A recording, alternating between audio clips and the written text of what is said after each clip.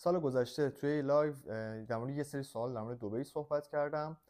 بعد تو طی این سال باز از من سوال میشد و در نهایت حدود یه ماه پیش من گفتم که اگه یه سری سوال هست از من بپرسین که من بر اساس تجربه‌ای که داشتم بتونم پاسخ بدم. حالا غالبا این تجربه منه و چیزی که از نزدیک دیدم توی این 2 سال و تقریبا نیمی که دارم تو دبی زندگی میکنم.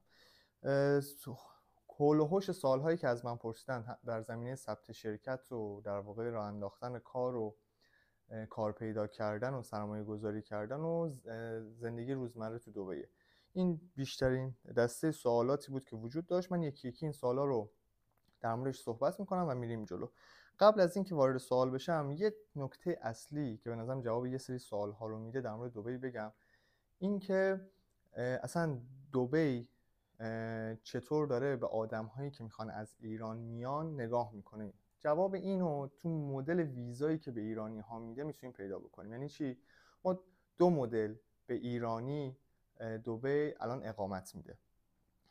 یکی به صورت ثبت شرکت، 2 به صورت خرید ملک. که خرید ملک در واقع فکر میکنم اینجوری که از 750,000 درهم به بالا شروع میشه که 2 ساله و 5 ساله و 10 ساله اقامت میده. یکی هم ثبت شرکته که ثبت شرکت هم که انجام بدین بهتون اقامت‌های الان 2 ساله میدن. فکر میکنم الان تا 2 نفر اقامت 2 ساله میتونن بگیرن.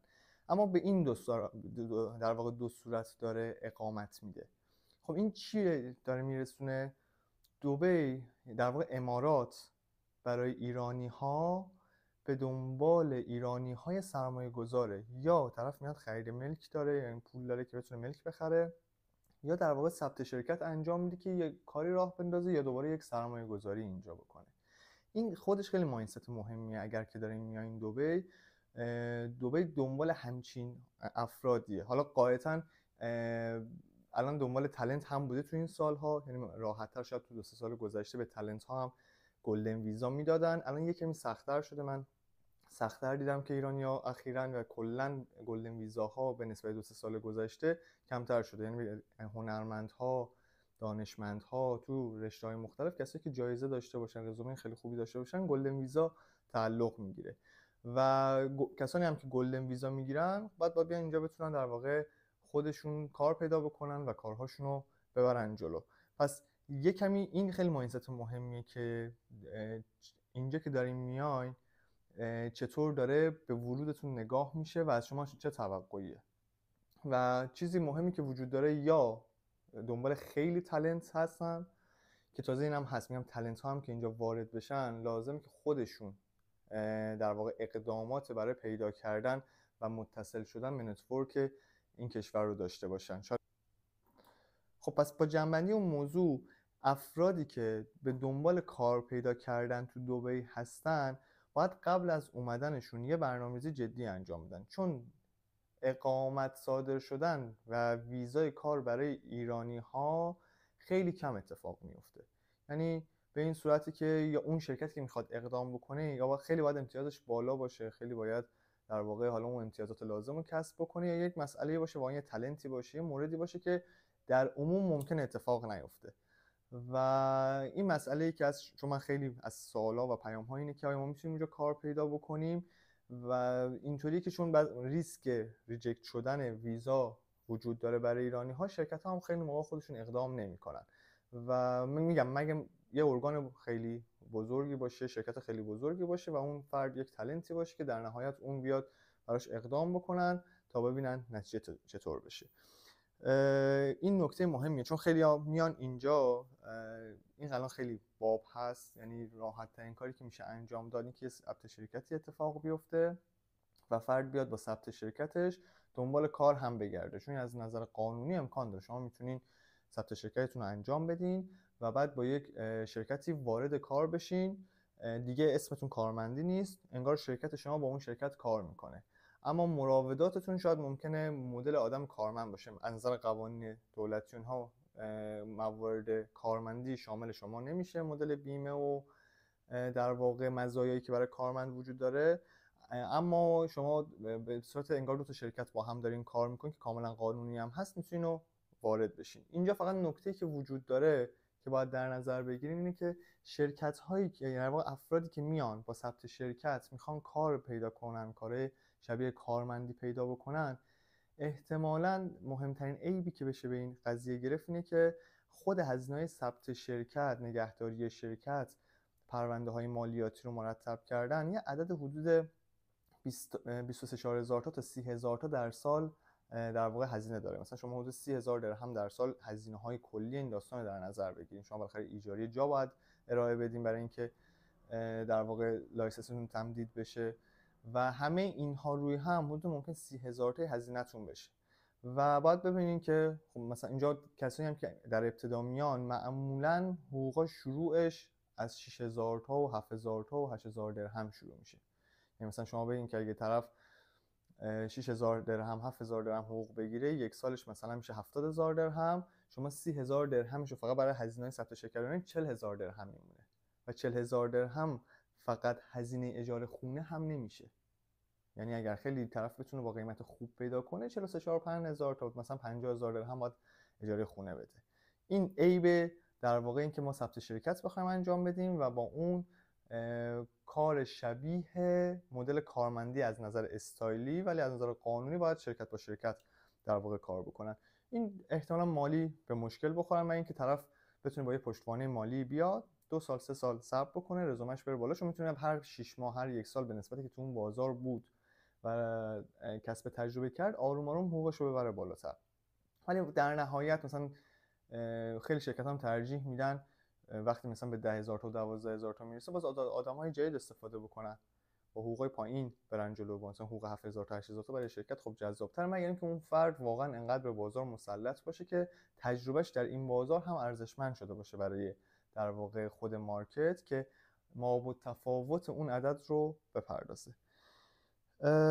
این هم حالا در مورد مدلی که خیلی باب هست و احتمالاً آدم‌ها میرن سراغش. من عیبش رو هم گفتم. بریم سراغ سوالات. باز موارد دیگر در حین سوالات میگم. یکی از سوالات این بوده که هزینه ثبت شرکت، اجاره یک آفیس معقول و هزینه یک ماه زندگی چقدره؟ هزینه ثبت شرکت، خود هزینه ثبت شرکت مثلا از 10,000 درهم در نظر بگیریم تا به بالا 25 30 ممکن تا 40,000 درهم بسته به نوع اکتیویتی. چند مدل اکتیویتی داره؟ پروفشنال داره، بعد جنرال تریدینگ داره که مال بازرگانی، مال تجارته. خب جنرال تریدینگ ها گرونتره، یه کمی گرفتنشون سخت‌تره.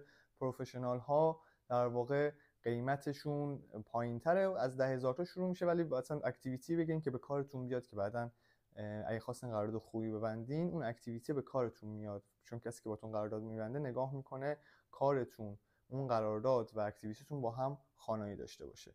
این در مورد هزینه ثبت شرکت بسته به نوع اکتیویتی این عدد متفاوته. فقط نکته که اونجا مهمه، شما حتما برای ثبت شرکت باید ایجاری ارائه بدین و خود ایجاری مثلا از یک جایی که فقط بیزینس سنتر باشه مینیمم از 10-12,000 درهم شروع میشه تا در واقع به بالا شما بگیرین. حالا چون یکی از سوالات این بود اجاره یک آفیس معقول، اجاره یک آفیس معقولی که مثلا 2 نفر 3 نفر توش بخوام باشن، یعنی شروعش باشه از 50-60,000 درهم در نظر بگیریم به بالا.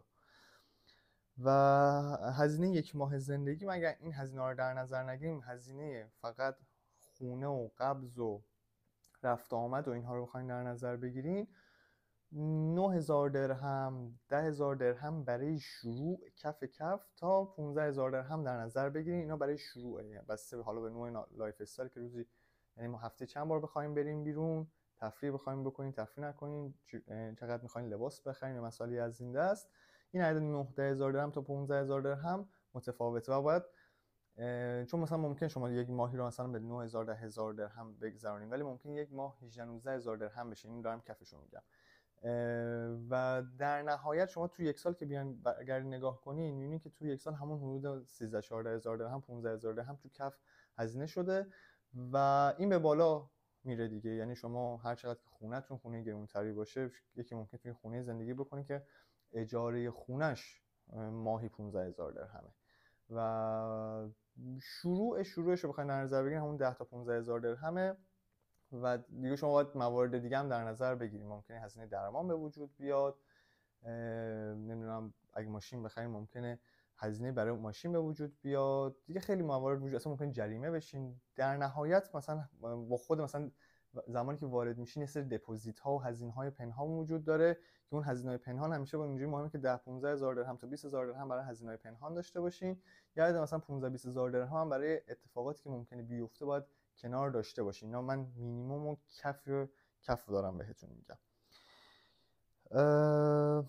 اجاره آفیس رو گفتم، هزینه مازنی گفتم، هزینه ثبت شرکت هم گفتم. فقط در مورد هزینه ثبت شرکت بعد خود هزینه ویزاتون و یه استابلیشمنت کارت صد صادر میشه اونها، اینا هم حدود 5000 درهم، همه اینا رو هم در نظر بگیرید. استابلیشمنت کارت حدود 500 درهمه، ویزا و اون در واقع انگشت نگاری و اینا هم روی هم فکر می‌کنم نزدیک 4000 خورده میشه، یعنی 5000 تایی هم برای این در نظر بگیریم برای ثبت شرکت و ویزا و مسائل بعدش.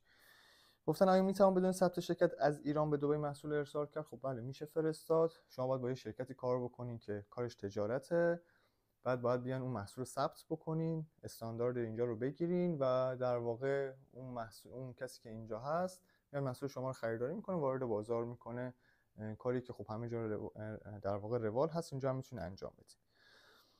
میشود از ایران دنبال کار گشت و بعد دنبال دبی رفت؟ بله میشه این کارو کرد. اون توضیحات ابتدای صحبتم رو داشته باشین که گفتم چطوری کار پیدا کردن و اینها. ولی اگر مثلا کسی دنبال کار میخواد بگرده و یه کار مثلا خیلی حالا گیر بیاره، در نهایت میخواد خودش رو ساپورت کنه وایسته تا تو این بازار دووم بیاره، میشه صبر بکنه و کار گیر بیاره و اتفاقا خیلی خوبه قبل از این که بیاد محک بزنه که اصلا اینجا چقدر طول میکشه پیشنهاد کاری بگیره. و خیلی مهمه زمانی که پیشنهاد کاری رو گرفت ممکنه اون شرکت بخواد نهایتا در 1 ماه اون فرد بیاد یا در حد 2 هفته 3 هفته دیگه باید برنامه‌ریزی بکنه که خیلی سریع میتونه در 2 هفته هم اگر خواست با ثبت شرکت ویزا رو بگیره اون کار اقدام بکنه. اگر نه، اگه اون شرکت در واقع شرکت خوبی باشه خیلی خوبه که براش اول اقدام بکنن برای ویزای کارمندی، بالاخره باید اقدام بشه ببینن که موافقت میشه یا رد میشه. سوال بعدی اینه که بهترین راه برای پیدا کردن شغل در دبی چیست؟ خب راه‌های قاعدتا اول نتورک، کسایی که میشناسیم اینا خوب مهمن. 2 لینکدین، 2 تا وبسایت دیگه هم هست، فکر می‌کنم گلاسدورز اگر اشتباه نکنم و گلف تالنت اگر اشتباه نکنم. 3-4 تا وبسایت ها اینجوری هست که اگر سرچ کنین میارن اسامیشون، با چت جی پی تی هم که بزنین این وبسایت ها رو میاره، میتونین داخل این وبسایت ها اقدام بکنین. خود لینکدین خیلی وبسایت مهمی است، خود لینکدین میتونین اقدام بکنین برای پیدا کردن کار. چه فرصت‌های شغلی وجود داره دیگه برین تو لینکدین نگاه بکنین، چیزی نیست که من بخوام بگم چون بسته به کار شما و رزومه شما متفاوته. برین نگاه بکنین ببینین چطوریه. من بخوام نگاه بگم از اتفاقات واقعی، چون بیشتر این صحبت برای اتفاقات واقعیه، واقعا آدم تالنت سنیور خیلی خوب میاد اینجا 1 ماه 2 ماه 3 ماه اصلا کار پیدا نمیکنه. اینجا عرضه از تقاضا بیشتره.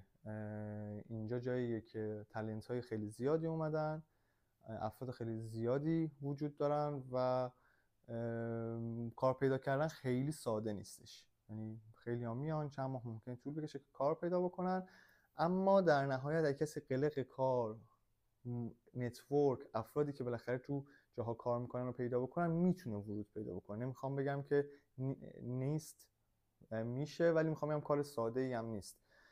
و مهمترین چیزی که اینجا باید در نظر بگیریم اینه که شما دارین وارد یه بازاری میشین که قبلا نبودین. یعنی مشخصاً این بازار برای فردی که رزومه و پورتفولیوی تو این بازار نداره خیلی اهمیت زیاد قائل نمیشه. یعنی اینکه بازار دنبال کسی که تجربه داره داخل این بازار. یعنی شما اگر رزومه شما ممکنه در ایران یا اگر در کشور دیگه هستین خیلی رزومتون عالی باشه، ولی میایین اینجا میگن خب اوکی رزومه دبیت کو، چقدر دبی بودی، اصلا گواهینامه داری نداری، چطوریه، مثلا چقدر از ویزات میده، خود اسپانسر نیستی، همه اینا رو چک میکنن و تو خود رزومه براشون مهمه اینجا تجربه داشته باشی. این خیلی اهمیت داره. یعنی برای همینم با خیلی حقوق پایین استارت میخوره. مثلا بعضی موقع 4000 درهم 5000 درهم حقوق شروع یک نفری باشه که اینجا رزومه نداره، که الان خیلی موقع ممکنه این عدد برابری میکنه با عدد در واقع مثلا حقوقی که تو تهران دارن میگیرن. مورد مورد بعدی این که برای کار پروژه از دبی چه مهارت‌هایی پیشنهاد میدین؟ اینا باید نگاه بکنید دیگه. به طور کلی بخوام بگم اینطوریه که شما ممکنه ضرب بکنین بگین 1 درهم الان 25000 تومانه، ولی مثلا تو قسمت خودمون، من تو بخش تولید محتواش و اینها رو که نگاه میکنم، خیلی موقع قیمت ایران از قیمت دبی هم در واقع بالاتره. حالا ممکن شما بگید من سرچ کردم مثلا دیدم حقوق یک فیلمبردار اونجا 25000 درهم، 30000 درهم. بله ممکن اصلا یک فیلمبردار برای یک روز بیاد 60000 درهم بگیره. بعد میری نگاه میکنی آقا 15 سال اینجا چه نتورکی داره، چه رزومه‌ای داره، چه اتفاقاتی وجود داره. شما برای مثلا زیر 3 سال 4 سال که اینجا هستین اصلا نمیتونید اعداد رو برای خودتون در نظر بگیرید. ما خیلی افرادی رو داریم که تو همین زمینه‌ها به شدت افراد قوی هستند، تو ایران به شدت شناخته شدن و میان اینجا و میبینین هنوز عدد ایرانشون از عدد دبیشون بالاتره. یعنی طرف هم ایران پروژه میگیره هم دبی رو نگه میداره که بالاخره یک گشایشی اتفاق بیفته و بعد ایران رو برای نگه میداره که پول در بیاره بتونه زندگی دبیشو بچرخونه. یعنی این چیزی که شاید فکرشو نکنی.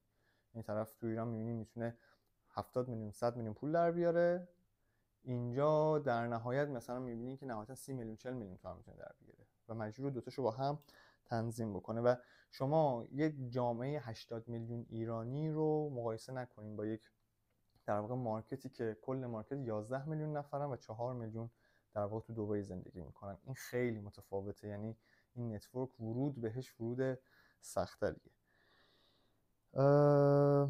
موقعیت شغلی ورزشی در دبی چگونه است؟ از کجا میتوان مطلع شدنش؟ حالا من خیلی متخصص نیستم، ولی تو همین جامعه ایرانی هایی که دارم میبینم، چون اینجا ایرانی مربی و کوچ ورزش خیلی تعداد زیادی هستن، من میبینم که با خود اینستاگرامشون دنبال پیدا کردن در واقع شاگرد میگردن.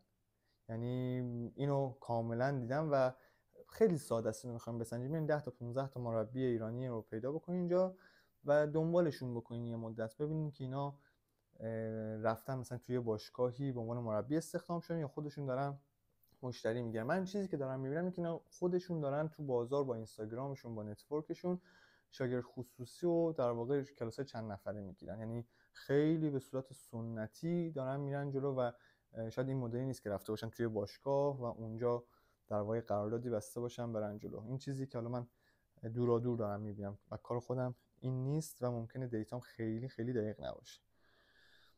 شغل فروشنده‌ای به عنوان یک ایرانی در دبی وجود دارد؟ بله وجود داره. یعنی مثلا حالا اینم باز بخوام عمومی کنم، من تو سفورا مثلا دیدم فروشنده ایرانی بوده.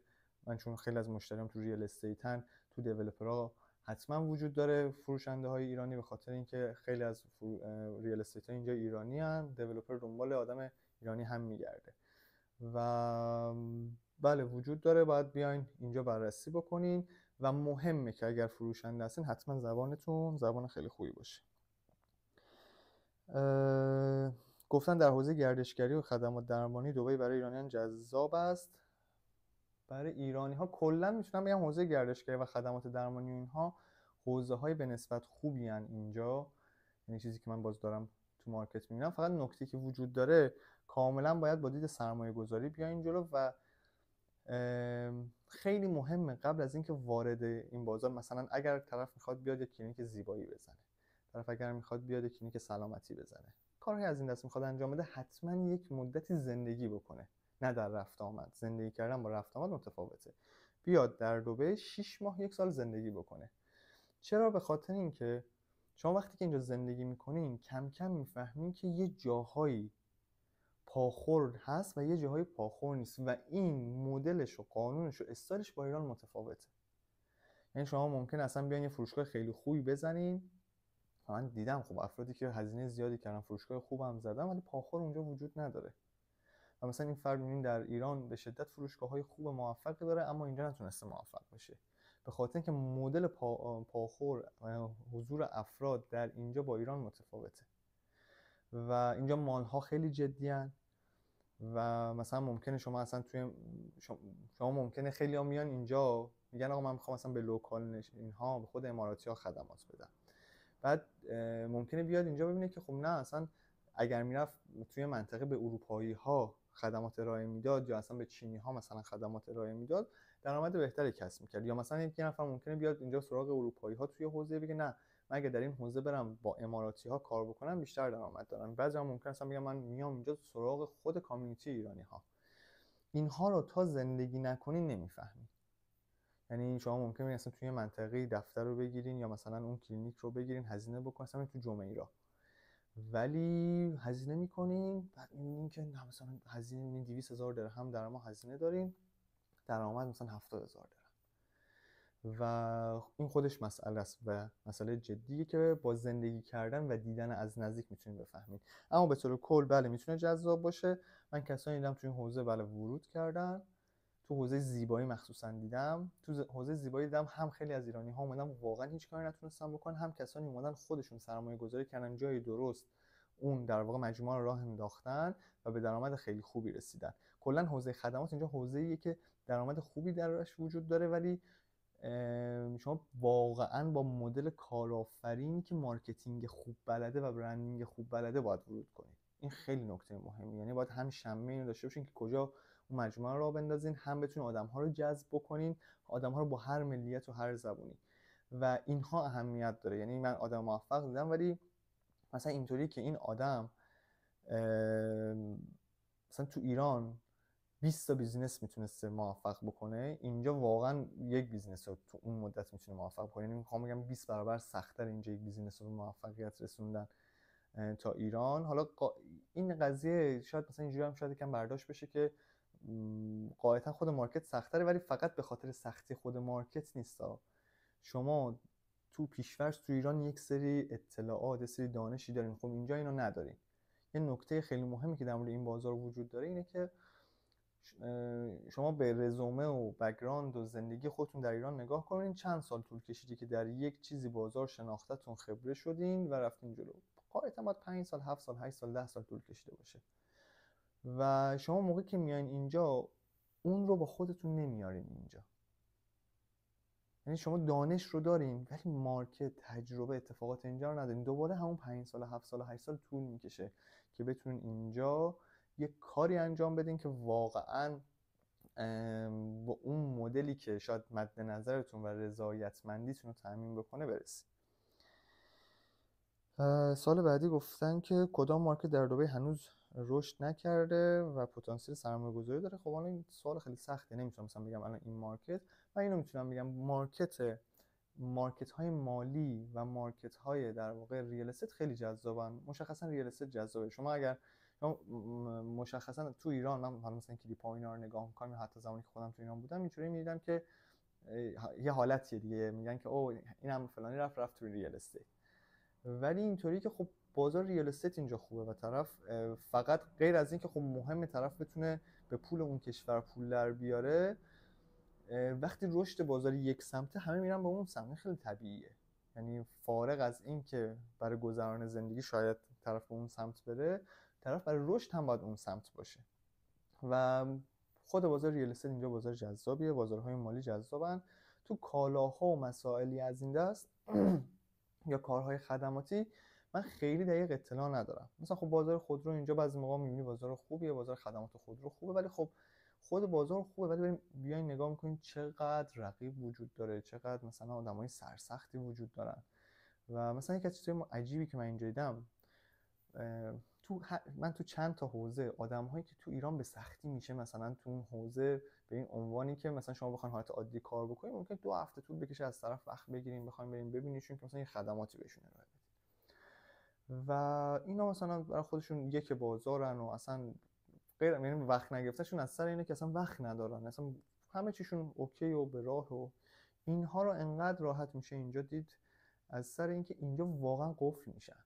یعنی بازار دبی قوی ها رو هم اینجا قفل میکنه و این خیلی چیز عجیبیه. یعنی که این طرفی که تو ایران، حالا شاید توی یه سری کلیپ ها ببینین که بعضی تو ایران با چه بادیگاردها یا چه استایل هایی رد میشن و اینا تو دبی توی رستوران 5 نفر با هم دیگه نشستن و اصلا یه حالتی که شاید اصلا با اون مدلی که طرف خودش رو در ایران پوزیشن کرده نمیخوره. و این خیلی اینجا اتفاق میفته، چه در آدم‌های مشهور، چه در واقع سلبریتی ها، چه در کسایی که کسب و کار دارن. خیلی این قضیه اینجا میتونیم ببینید. این هم به خاطر در واقع سختی این بازاره. سوال بعد اینه که نظر در مورد آینده دبی، آیا میتونه یه هایی برای هوش مصنوعی بلاک چین باشد؟ بله میتونه. خیلی جدی اینا به بلاک چین، کریپتو اینا اهمیت میدن و اگر بگیم اول اگه فرصت داریم بتونیم بریم آمریکا که غالبا بهتره، اگر نه بعد از آمریکا واقعا میشه گفت دبی بهترین جای برای اینکه تو این حوزه بخواین کاری انجام بدیم. سوال بعدی این که تجربه اروپا رو هم داری، الان امارات بهتر است یا اروپا؟ من خب اروپا در واقع بودم حدود 20 خورده روز و میتونستم هم وایسم، ویزای کار داشتم. من خب امارات رو بیشتر ترجیح میدم. اروپا روالهاش خیلی متفاوته، خیلی دبی و امارات خیلی بیشتر به ما ایرانی ها و استایل ما ایرانی ها میخوره، خیلی ساده تر قوانینش نسبت به اروپا. و یه چیزی که خیلی واضح بود، من خب خیلی افرادی رو میدیدم تو اروپا که 2 سال 3 سال دارن کار میکنن هنوز کار ثابت پیدا نکردن، آدمایی رو میدیدم تو اروپا که در نهایت حقوقشون خیلی تکون زیادی نخورده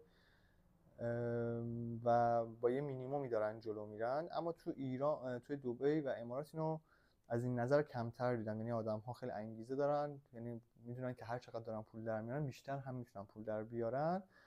و یه نکته وجود داره دیگه، هر بازاری که اینقدر از این نظر جذابه احتمالاً آدم‌های بیشتری هم میان و اون رقابت داخلش بیشتر میشه. اینم از این نظر.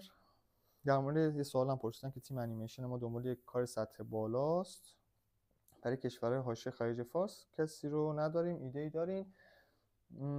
حالا من چون یه تجربه هم تو این زمینه داشتم، با خیلی خلاصه و واقعا اینجوری که چون میدونم بهتون خیلی کمک میشه، این بازار باز هم به اون رزومه برمیگردین. تا نتونین تو این بازار رزومه بسازین و دووم بیارین نمیتونین کاری بکنین. و برای یه تیم انیمیشنی دووم آوردن و رزومه ساختن ممکنه 500,000 درهم یا تا 1 میلیون درهم در سال بشه، عددی خودش. یعنی شما اگر میتونین بله 3 میلیون درهم 5 میلیون درهم سرمایه گذاری کنین، وایسین تو این بازار خودتون اثبات کنین، یه کانال یوتیوب بزنین، 4 تا حرکت انجام بدین، بله میتونین تو این بازار ببینین چطوریه. بعد اینجا اون نکته هم داره، ممکنه شما بعد از 1 سال 2 سال کار بگیرین ببینید قیمت باز بازار ایران از بازار اینجا جذاب‌تره. چون بازار انیمیشن ایران یه پختگی بالا درسته با اروپا و آمریکا نمیشه مقایسه کرد، ولی یه بالاخره یه بازاری داره، یک اکوسیستمی داره، خیلی متفاوته. بازار خب بازار بزرگتریه و اینجا میبینیم خب بازار کوچیک‌تره. باز ما میبینیم بازار مثلا اردن، سوریه، مصر، در واقع هند، پاکستان اینها وجود داره و شما میبینید مثلا 2 تا نمایشگاه میان میبینید خب بله چند تا هندی، پاکستانی، چینی اینا وجود دارن و قیمت‌ها شبیه قیمت‌های ایران. و این تیکه‌ایه که باید در نظر بگیریم. بله بخوایم ورود بکنین باید بسنجین دیگه، ببینید میارزه مثلا 5 میلیون درهم بخواین هزینه بکنین تا چقدر میتونین دووم بیارین که بعد حالا مثلا 5 میلیون گذاشتین 10 میلیون 20 میلیون 30 میلیون در برگرده.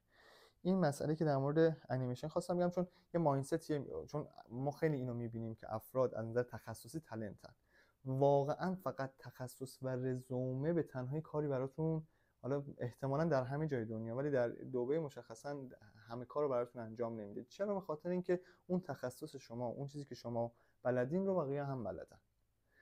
و این شاید خیلی نکته‌ای باشه که من بعضی ما با ایرانی صحبت می‌کنم، شاید یکم نکته تلخی باشه. در کارهایی که تخصص وجود داره، حالا 80% بازار اصلا میگیریم که کارشون معمولیه، ولی تو 20% بازار شما هر چقدر که با کیفیت باشین، با کیفیت تر از شما وجود داره. این شما مثلا میان تو حوزه انیمیشن وارد میشین، مثلا آقا واقعا یک تیم قوی ممکن از خود آمریکا مثلا اومده اینجا. ما تو هر حوزه‌ای داریم میبینیم آدم‌های با کیفیت تر از تالنت ها و آدم‌های با کیفیت ایرانی هم وجود داره. از این نظر میخوام بگم بازاره خیلی متفاوته با ایران. بعد مثلا میبینیم که خب اون کسی که تو ایران خیلی تالنت خیلی متخصصه، خب رو سر و دست میبرنش و چه بروبیایی داره. بعد اینجا مثلا فرهنگ کاری، استایل کاری متفاوته. همین که آدم چقدر متخصصه و چقدر خوبه، میبینیم که اصلا یه استایل کار کردنش استایلی که اصلا باورتون نمیشه. مثلا میبینید شبیه یه آدم مید لول رفتار میکنه از نظر استایلی، از نظر توقعی، و این خب اصلا ممکنه کار اون تالنت ایرانی رو سخت بکنه. تالنت ایرانی ممکنه خیلی متوقع باشه، اینجا تالنت بین المللی که تجربه بازار سخت رو داشته و ارزش یک کاری که بهش میدن رو خیلی، واقعا اینو بخوام بگم، با اوریج بیشتر از ایرانی میتونه درک بکنه، بعد این رفتار این آدم با کارفرما و در مارکت متفاوته. این مواردی که وجود داره، من یک حالا مورد مهمم اینجا بگم، شما تو هر زمینه وارد میشین، چه من حالا کارم دیجیتال مارکتینگه، تا کسی که میخواد مغازه بزنه تا کسی که تاجره، باید اینجا رزومه بسازین. تاجر باید رزومه بسازه، یعنی میاد اینجا ببینن آقا من اینجا کالا آوردم، از اینجا فرستادم. مغازه‌دار اگر میاد صرفا با یه فروشگاه خوب زدن کسی ازش خرید نمیکنه. باید تو اون بازار طوری مارکتینگ کنی که ازش بخرن و نشون بده که من تونستم تو این بازار بفروشم. و اینها خب نکته مهمیه. و یه نکته مهمم اینجا بگم، دبی خیلی تجربه زیادی از آدم‌هایی که اومدن و کوتاه مدت موفق نشدن و برگشتن داره. یعنی خبرگی بازار رو دارم میگم. و از این جهت آدم‌های قدیمی اینجا یک در واقع ذهنیت و مایندستی دارن که به شما نگاه میکنن چقدر میتونید در این بازار دوام بیارید. یعنی ممکن طرف میخواد به شما کار کنه، شما خیلی هم تالنت باشین، میدونه قدیم کار کرده، یعنی ممکن شما بعد 1 سال بعد 2 سال اصلا دوام نیارین و خیلی کم باهاتون ورود میکنه توی یک کار خیلی جدی. اینو بدون، چون کشوری که پر از مهاجر افراد میان و برمیگردن، این خبرگی در بازار وجود داره که میتونه تاثیر بذاره. من حالا اینجا یک خاطره هم بگم و این آخرین مورد بشه. من ابتدایی که اومده بودم، خب ما کارخونه دارهای خیلی زیادی در ایران داریم که باشون کار میکردیم و من یکی از اهداف اولیه‌ام بود که گفتم خب شاید بعضی از این کارخونه دارها من میتونم وارد بازار دبی بکنم. و تقریبا یکی از قوی ترین ها، مثلا جزو واقعا 3 تا آدم قوی پخش مواد غذایی دبی رو من اون ابتدا از طریق یک آدمی که خب ارتباطات خوبی داشت پیدا کردم و بعد اینطوری شد که ایشون اصلا براش جذاب نبود پخش کالاهای ایرانی رو به عهده بگیره و خیلی برام اتفاق خوب بود، چون اونجا من تقریبا تمام تمرکزم و فکرم از این داستان برداشتم و دیگه اصلا نرفتم سراغ این که بخوام کارخونه های غذایی ایرانی رو وارد دبی بکنم. و حرفش هم خیلی حرف جالبی بود. میگم نکن، ما قدیم این کارو کردیم برای ایرانی ها. ما اومدیم یه ایرانی رو، یه کالایی رو وارد بازار کردیم و اون کالا مثلا ما وایسادیم در واقع خاکشو خوردیم، منتظر شدیم کالا وارد بازار شد و بعدش ایرانی متوجه شد که بازار دبی به اندازه بازار ایران سود نداره و اصلا اونقدر فروش نداره و در نهایت ما رو تأمین نکرد و ما وقت گذاشته بودیم کالا رو جا انداخته بودیم و میگه برای همین من جذاب نیست با ایرانی‌ها کار بکنم. و این نکته مهمیه. اگر کسی تو حوزه مواد غذایی میخواد وارد بشه، واقعا بیاد به عنوان بنچمارک کالا رو بررسی کنه. کالا الان جایی که شما مثلا وارد فروشگاه کارفور میشی، میبینی ماست 7ش هست، دوغش هست، مثلا 4 تا 5 تا محصول داره، تو خیلی از سوپرمارکت در واقع هایپر مارکت ها وجود داره. و کاله اونجوری که من شنیدم و حالا با افرادی که باشون صحبت کردم مطلع بودن، خیلی پله پله اومده، یعنی قشنگ قدم‌هاشو سفت برداشته تو این بازار. و از اون برندهایی هم داشتیم که مشهور اومدن با هزینه بالا. مثلا یه برند، یکی از بهترین برندهای ایرانی، اینجا من یه شعبه‌ای زده، هر وقت میرم میبینم هیچ کس تو اون شعبه نیست، مشخصا فقط اومدن. معمولا هم اینطوری که خب یک نفر از نسل بعدی اون کارخونه وجود داره، میخوان حالا به عنوان یک پلن بی یه اتفاقی ورودشون به کشور خارجی رو هم استارت بزنن، میگن مثلا پسرم شما برو اونجا یک شعبه‌ای بزن و ما هم ساپورتت میکنیم بریم جلو. من این مورد دیدم که خیلی، یعنی به تعداد مثلا بخوام از 10 تا بگم، از 6 هفته که این اتفاق براشون افتاده واقعا نتونستن موفق بشن. و برندهای کمی هستن میگم مثل کاله که تو این بازار دوام آوردن، خوبم اومدن جلو. من مثلا آخرین بار 2 هفته پیش که داشتم مثلا از یه محصول کاله رو میخریدم تو کارفور، خیلی برام جالب بود، دقت کردم 2 نفر فکر میکنم هندی بودن، یعنی اومدن از دور، اومدن به نیت کاله در رو باز کردن، ماست 7 کاله رو برداشتن و رفتن. یعنی اصلا میدونستن که این محصول رو میخوام بخرم. اون خیلی اتفاق خوبی بود برام. یعنی اینا این معلومه خرید چندمشه که دقیقاً میدونه و میاد سری ماست رو برمی‌داره و میره و بقیه محصولات رو نگاه نکرده. و خب ببینیم چند سال تو این بازار بوده و اصلا از همه مهمتر هنوزم که تو این بازار، خود این بازار برایش سود داره یا نه. چون من خیلی میبینم که آقا در این بازار هستن، از این بازار، چون یه موردی که هست، این بازار رزومه و پورتفولیوی خوبیه برای خیلی از کارخونه داره و خیلی از برندها برای بقیه دنیا. طرف میاد اینجا محصولشو میذاره، بعد میاد کشور شمال آفریقا و در کشورهای دیگه‌ای و اونجا رزومه داره، میگه مثلا من در کارفور امارات هستم. خیلی مسیرش راحت‌تر باز میشه تا یه برندی که مستقیم داره میره داخل کشور، چون شما هر جا که بریم به رزومتون نگاه میکنن و به تنهایی خود رزومه ایران رزومه جذابی نیست، به علت‌های مختلف، از تفاوت استانداردها گرفته تا مسائل روالهای مالی که خب طرف ترجیح میده با کسی کار بکنه که خارج از ایران یه شرکتی داره و اصلا پولاش اونجاست، چون مسائل مالی هم خیلی مسائل جدیه که پول از کجا میره و از کجا میاد. این حالا مواردی که من به ذهنم میومد در موردش صحبت کردم. من احتمال داره واسه چند ماه دیگه یه بر اساس فیدبک و سوالاتی که از این ویدیو بیاد دوباره ویدیوهای دیگه‌ای ضبط بکنم.